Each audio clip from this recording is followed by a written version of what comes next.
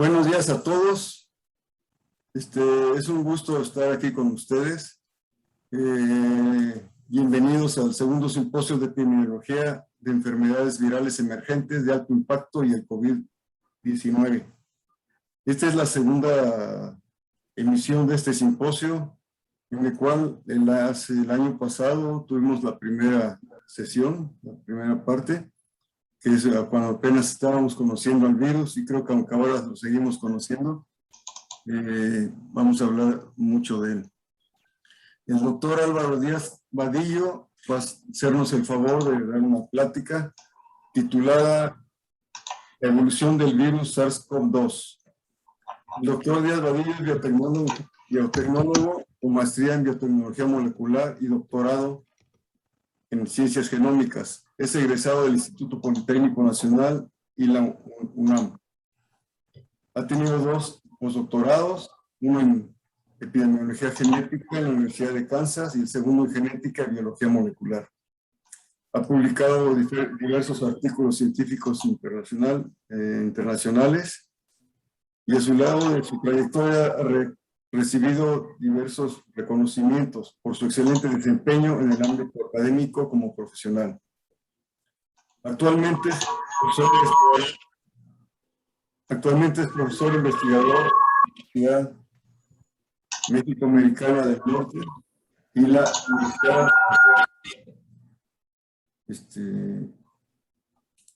por aquí tengo un ruidito por ahí.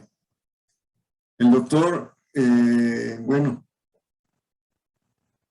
entonces este año, como les comentaba, el doctor nos va a hablar sobre las modificaciones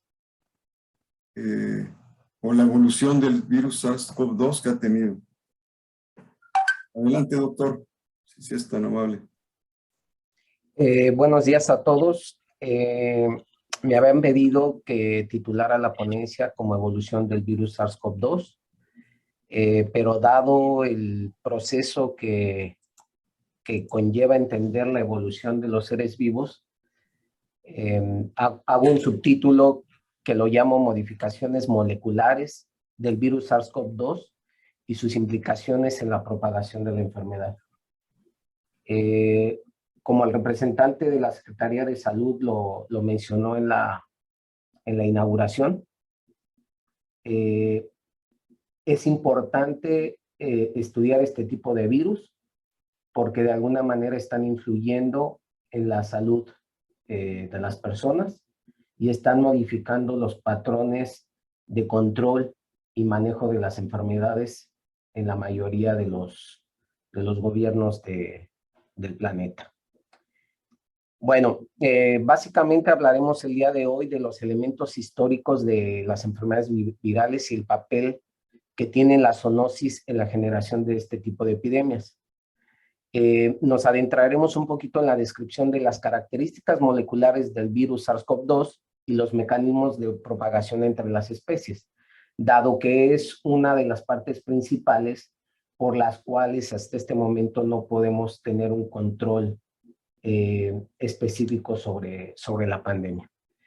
También hablaremos de algunas ventajas y desventajas del uso de 2 metodologías muy utilizadas en genética de poblaciones, que es la filogenia y la filogeografía, con la cual podemos hacer las determinaciones de estas variaciones de las que se hablaban en la inauguración. Y finalmente quiero concluir la plática hablando sobre el papel que tiene el manejo sociocultural y político de la información en el manejo epidemiológico de las enfermedades. Este es un aspecto muy importante, dado que, como también lo apuntaban anteriormente, nos estamos enfrentando a 2 epidemias paralelas al COVID-19. Una es el mal manejo de la información y el otro es el estrés, que está generando de alguna manera también muertes colaterales al respecto. Trataré de irme rápido porque inicialmente pensé que tenía 60 minutos y hasta apenas hoy en la mañana me di cuenta que solo dispongo de 30, pero vamos a tratar de cubrir todos los temas. Para iniciar, es importante resaltar que la especie humana y sus actividades están en constante interacción con otras especies. y muy particularmente con los microorganismos. Vestigios culturales nos han dejado ver que en diversas culturas el hombre ha mantenido muy cercanas estas interacciones con las otras especies y en diversas maneras. Algo muy importante de resaltar en relación a las especies de microorganismos es que desde tiempos ancestrales pues, se han utilizado para la producción de alimentos y conforme han pasado las décadas, estos microorganismos se han modificado a través de técnicas moleculares, como actualmente, por ejemplo, tenemos los virus que contienen un vector sobre un gen en particular y que atacan directamente dianas en el cuerpo para tratar de modificar los patrones de conducta epidemiológica de muchas enfermedades.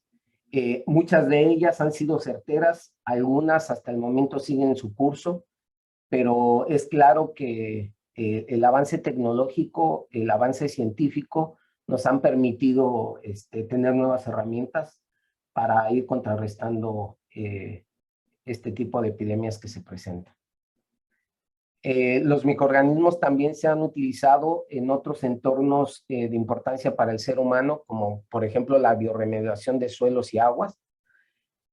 Desafortunadamente siempre hay un lado negro. También estos microorganismos se han utilizado como armas bioterroristas. Casos específicos está el Bacillus anthracis, y como ustedes habrán escuchado, al inicio de esta pandemia pues se hablaba de que muy probablemente era un artilugio biológico elaborado en algunos laboratorios, se hablaban sobre todo de Asia, para de alguna manera causar esta cuestión del bioterrorismo. Ya tenemos mucha información que hace ver que esto no es cierto. Y bueno, simplemente quiero resaltar 5 datos curiosos sobre los microorganismos. El primero es que 1 centímetro cuadrado de nuestra piel contiene aproximadamente 1 millón de bacterias. Y esto lo menciono para que nos demos una idea de la cantidad de microorganismos con los que interactuamos en el día a día. Un segundo dato es que un estornudo puede contener más de 200,000 microorganismos diferentes. Y ojo, estamos hablando de microorganismos diferentes, estamos hablando de especies diferentes. Este dato también es muy importante y quiero que lo tomen en cuenta para tratar de entender cómo ha sido la evolución, el camino de adaptación que tienen este tipo de microorganismos. Un tercer dato es que la reproducción de la bacteria Escherichia coli toma 20 minutos y su tasa de crecimiento es logarítmica. Entonces eso también habla del potencial de reproducción y de invasión que pueden tener los microorganismos en el cuerpo humano y en otros entornos como los del medio ambiente.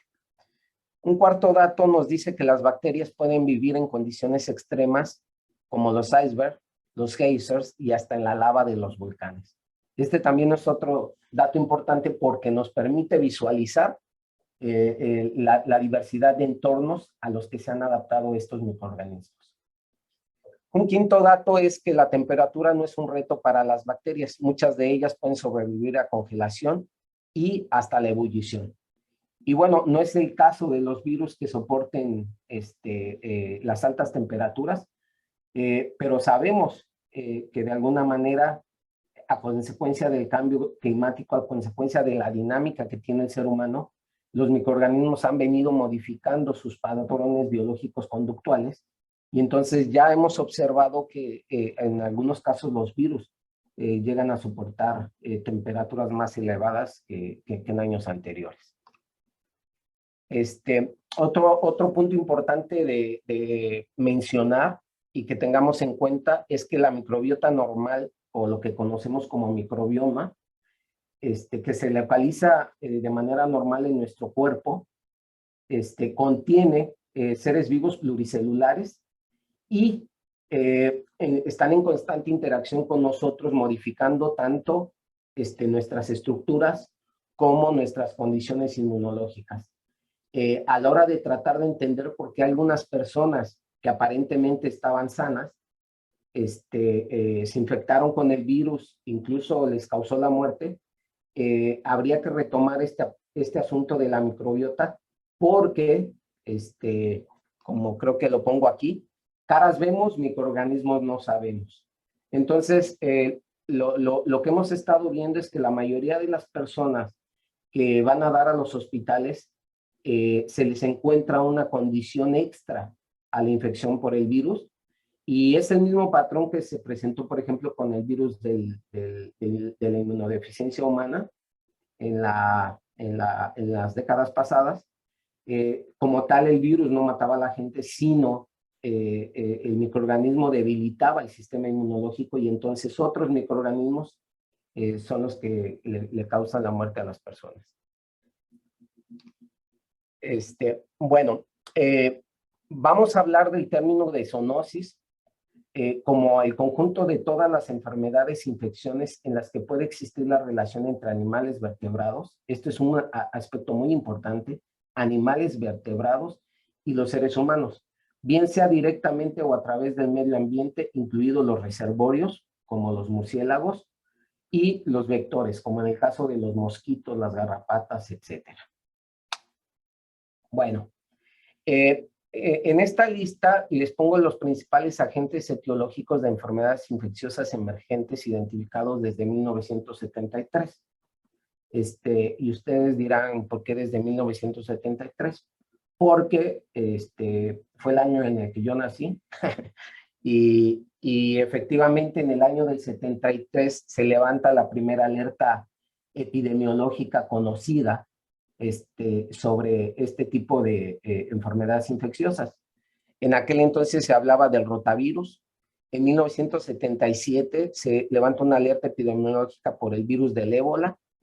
En el 83, perdón, si recuerdan, fue cuando se mencionó por primera vez el virus de la inmunodeficiencia humana, que causa el síndrome de inmunodeficiencia adquirida.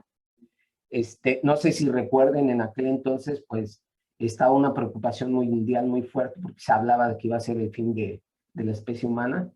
Eso es un dato alentador, al igual que el coronavirus ahora, pues lo único que necesitamos es un poco más de tiempo para conocer al virus y poder ir contrarrestándolo poco a poco. En 1989 se levantó una alerta por hepatitis C. Para el 93 se hablaba de la presencia del hantavirus. En 96 se habla por primera vez de la influenza tipo A, casualmente también en la misma ciudad del coronavirus. En 97 aparece una nueva variante de la influenza. Para el 2000 se levanta una alerta epidemiológica por el virus del oeste del Nilo. Y bueno, a partir del 2002, y que es lo que más nos interesa, se habla de la presencia del coronavirus SARS-CoV-1 en 2002. No sé si recuerden la pandemia de influenza porcina en 2009, que afectó mucho a México y Estados Unidos. En 2012 se habla del coronavirus MERS-CoV-1 y finalmente hace 2 años el coronavirus SARS-CoV-2. Bueno, los coronavirus han aparecido en años anteriores. Son unos virus que conviven mucho, sobre todo con especies de mamíferos. En nuestro caso, los conocidos son los caninos, los felinos. Y bueno, para que se den una idea, si ya se conocía que existían estos coronavirus y los seres humanos tenemos este tipo de hábitos, pues de cierta manera no debería de extrañarnos la aparición o ese salto de este virus a la especie humana, ¿no? Otras enfermedades como la amibiasis son causadas por la interacción del hombre con los reservorios. La leptospirosis, que es común en la orina de los roedores. La toxoplasmosis, que es frecuente en los gatos, en los conejos. El virus del Nilo, como ya lo había mencionado, que es transmitido por los mosquitos, al igual que el dengue, chikungunya y otras enfermedades. De importancia también está la influenza, como ya les había mencionado. Y bueno, mencionar que los coronavirus son una extensa familia de virus que pueden causar enfermedades en animales que incluyen a los felinos y a los seres humanos. Bueno, los coronavirus humanos se identificaron por primera vez a mediados de 1960 y hasta la fecha se conocen 7 tipos diferentes. El alfa coronavirus 229, el alfa coronavirus NL63, los beta coronavirus, y el último en aparecer pues fue el SARS-CoV-2. Se han hecho estudios previos para tratar de entender el origen del coronavirus. De forma general, el año pasado se asociaba directamente al pangolín. Se habla de que por ahí alguien pudo haber ingerido la carne del animal y se pudo haber infectado. Pero bueno, prácticamente eso está descartado dado que los virus no soportan altas temperaturas. Y por otro lado, si una persona hubiese intentado comer crudo el pangolín, pues los caninos humanos no permiten ni siquiera rasgar este tipo de carne, ¿no? A medida que los humanos ingresamos al territorio de los animales silvestres, los contagios como los del coronavirus corren mayor riesgo de transmitirse. Uno de los principales problemas a los que se apunta es el fenómeno de la globalización y del cambio climático. La actividad humana, como por ejemplo en este caso, los vuelos que se realizan de manera masiva alrededor del mundo, pues facilitan la transmisión de las enfermedades. En 2019, nada más para que se den una idea, precisamente para la fecha que se levanta la alerta epidemiológica, se habían realizado 30 millones de vuelos comerciales alrededor del mundo. 3 preguntas claves destacan. ¿Dónde estaba el microorganismo antes de comenzar a infectar las personas? ¿Cómo surgió de su refugio secreto y por qué decidió infectar a las personas? ¿Por qué surgió en China? ¿Por qué en la ciudad de Wuhan? ¿Por qué en diciembre en el invierno de ese año? Para eso, como les había mencionado, vamos a echar mano de la filogenia, que es la relación de parentesco entre especies o taxones en general. También la filogeografía nos va a ayudar a través del estudio de los procesos históricos que podrían ser responsables de las distribuciones geográficas contemporáneas de los individuos de las diferentes especies. En este caso, específicamente para los coronavirus. Es importante mencionar que se han realizado grandes esfuerzos. Uno de ellos es el GISAID, que es una iniciativa científica global y es una fuente primaria que brinda acceso abierto a los datos genómicos de los virus. Esto es muy importante de mencionar, es la primera vez en la historia de la humanidad que se puede dar seguimiento a una entidad de microorganismo en el día a día, en tiempo real.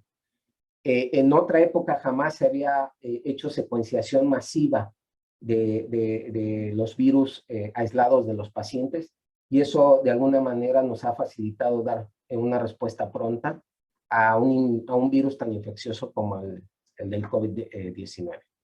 También está el Centro Nacional para la Información Biotecnológica, que es una biblioteca donde se albergan datos de ADN, ARN, proteína, y que pueden ser utilizados para el análisis al respecto. Uno de los registros más importantes que se ha hecho sobre el virus es el de la Universidad Johns Hopkins. Para el día de hoy se reportaban 4.767.825 muertes y como ha sido prácticamente desde el principio, Estados Unidos está en el puntero de contagios y de muertes. Como lo había mencionado, uno de los problemas principales es la conglomeración en las grandes ciudades como la Ciudad de México, Madrid, Sao Paulo, Nueva York, etc. Otro portal importante es Graphen, el cual nos permite el registro global de las secuencias monitoreadas día con día. Se puede ver a nivel global de todo el mundo o uno puede tener la capacidad de ver en un país en específico. Y ahí nos dice cómo ha sido la transmisión y la aparición de las diferentes variantes conforme pasa el tiempo.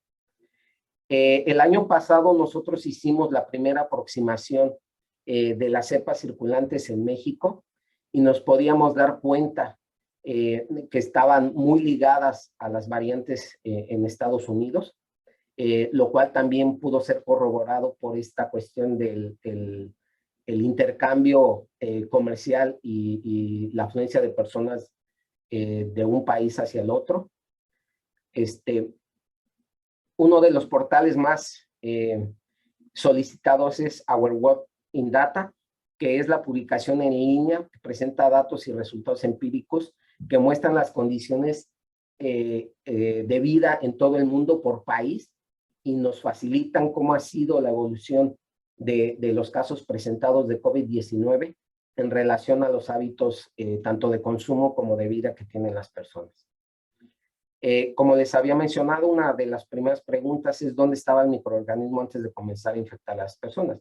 Pues como ya lo habíamos mencionado y como nos los ha dejado ver la filogenia, pues el microorganismo ya existía en otras especies, incluso como les había dicho, los coronavirus como tales, pues hay un registro muy antiguo desde la década de los 70 que presentan en el humano. Y bueno, aquí el punto principal es el saber por qué el SARS-CoV-2 fue que llegó a los seres humanos. Más o menos esta es la distribución genómica de los marcos de lectura abierto del virus, que tiene aproximadamente 29.903 pares de bases. Se ha trabajado específicamente en esta región amarilla, porque de alguna manera es la que más modificaciones o cambios ha presentado. Aquí podemos ver las relaciones de secuencia de las diferentes regiones del SARS-CoV-2 en comparación con cepas alternativas de coronavirus de pangolines, murciélagos, civetas de las palmas y los humanos. Y como pueden observar, en 4 regiones estudiadas diferentes, la proximidad del virus presente en humanos está altamente relacionada con los murciélagos. A la fecha seguimos trabajando en tratar de discernir, porque hay otros estudios que dicen que el virus está muy cercano a los pangolines, que se detectaron en 2019 en estos animalitos. Y bueno, ya me están carrereando, pero trataré de terminar rápido. ¿Cómo surgió de su refugio secreto y por qué decidió infectar a las personas? Pues definitivamente las modificaciones moleculares nos han permitido discernir que efectivamente se presentó un salto entre los animales y el ser humano. Aquí este árbol filogenético es de 3.852 genomas seleccionados entre diciembre de 2019 y marzo de 2021, que de alguna manera nos facilitan el poder visualizar cómo ha sido el comportamiento del virus a lo largo de este periodo. Este es un mapa que muestra la distribución geográfica de los principales claros del SARS-CoV-2 y en el cual existe la posibilidad, desde luego que esto se sigue corroborando, existe la posibilidad de que el virus se haya presentado al mismo tiempo en otras ciudades. Afortunadamente, en China se emitió la alerta epidemiológica por el número de casos, pero estamos a la espera de algunos resultados para poder decir si efectivamente ese fue el sitio de origen o se presentó alternativamente en otros lugares como Australia y Nueva Zelanda, Estados Unidos y probablemente en Brasil. Bueno, necesitamos más evidencia que respalde múltiples orígenes del virus. Asimismo, vamos a poder discernir por qué se presentó específicamente en esa época. Sabemos que al igual que otros virus, la época invernal es muy común para que virus como ataquen y se alberguen en las personas. Les quería hablar un poco de los mecanismos moleculares sobre la mutación, la inserción de genes, la deleción al respecto, pero el que más nos importa es la recombinación genética, que es un proceso por el cual una hebra de material genético es rota y luego se une a una molécula de ADN diferente. Bueno, eso nos ha permitido el entender la recombinación, el tener variantes de preocupación, como la alfa, la beta, la gamma y la delta, y además variantes de interés. ¿Por qué son variantes de interés? Porque contiene cambios genéticos que predicen o se sabe que afectan las características del virus la transmisibilidad, la gravedad de la enfermedad, el escape inmunológico y el escape diagnóstico terapéutico. Bueno, además son variantes que han sido identificadas por causar una transmisión comunitaria significativa en diversas partes del mundo. Ellas son la épsilon, la zeta, la eta, la teta, la iota y la kappa. Bueno, desde ya hace bastantes años hemos estado trabajando la recombinación en el virus del dengue, en el virus de la influenza. Y bueno, una de las conclusiones principales es las especulaciones de algunos investigadores han señalado que si se evitara que el virus se recombinara, las mutaciones podrían acumularse al punto que se le podría obstaculizar e incluso no se le podría permitir replicarse y propagarse al virus. Esto se ha visto en otras especies de virus. Hay estudios muy puntuales en influenza que han demostrado esto. Y bueno, una de las preguntas principales es en relación a las vacunas. Las vacunas recombinantes expresan antígenos virales mediante la construcción de elementos formados por proteínas que carecen de material genético y no pueden replicarse.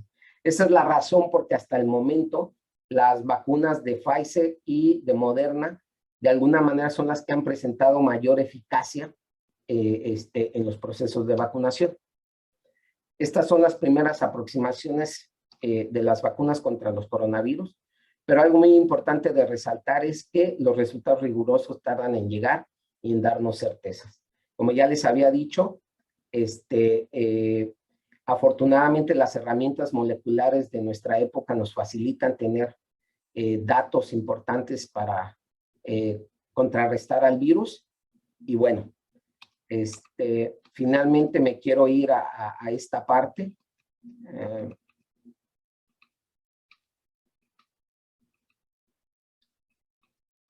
El coronavirus no es una pandemia, es una sindemia, lo cual significa que es la suma de 2 o más epidemias o brotes de enfermedades concurrentes.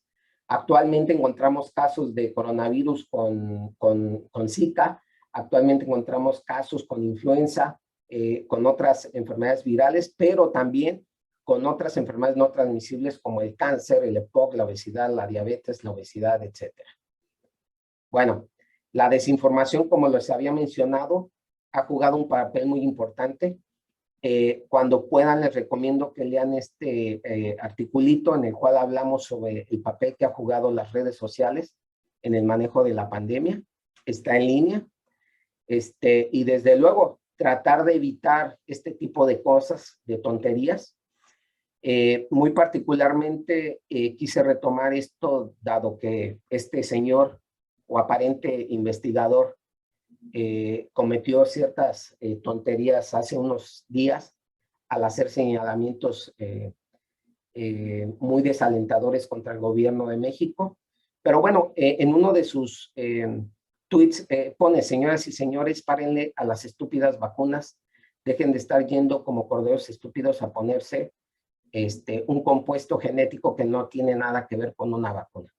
Eso habla de la inmensa cantidad de desinformación que se maneja en las personas y por eso, como lo decía el doctor al inicio, es muy importante organizar este tipo de foros para de alguna manera poder entregar herramientas a las personas que les facilite sacar conclusiones al respecto.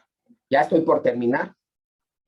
Una de las preguntas principales es: ¿cuál es un riesgo mayor? ¿La aparición de otra variante como la Delta, causada por una mutación, o la aparición de un nuevo virus recombinante que tiene 2 fenotipos completamente nuevos que los hacen más transmisibles y más peligrosos? Ambos escenarios ya se presentaron y la verdad de las cosas es que hasta el momento no sabemos y difícilmente lo podremos saber al mediano plazo. Esto nos habla de que necesitamos más estudios al respecto y pues bueno, esos estudios deben de estar encaminados hacia los procesos de recombinación del coronavirus y en particular a tratar de encontrar objetivos farmacológicos adicionales que nos permitan un mejor manejo de la enfermedad. Y pues bueno, una disculpa por la rapidez, pero desde luego que ahí está mi correo electrónico para responder algunas preguntas y pues por la atención, muchísimas gracias. Bueno, Muchas gracias, doctor Álvaro Díaz Vadillo. Es usted muy amable. Bueno,